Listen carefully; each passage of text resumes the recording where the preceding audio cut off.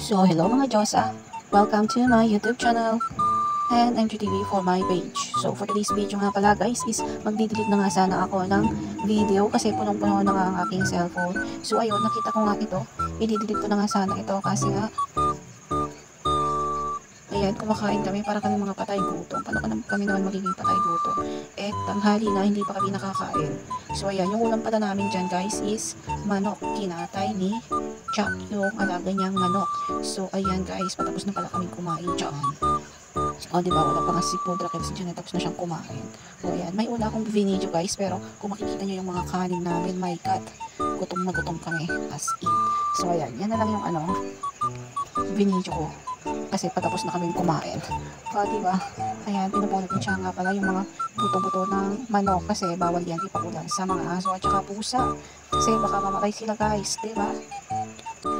I-upload ko nga sana yan guys. Kaso lang, yun nga, nakita niyo siya yung mga kanin namin. As in, punong-punong talaga.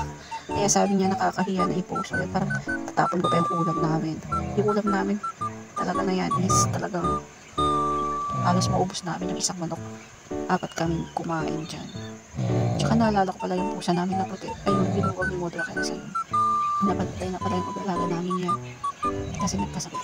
At hindi ko na nga masundan ng aking pag-voice over kasi parang may katabi akong palaka. Humihilig pa.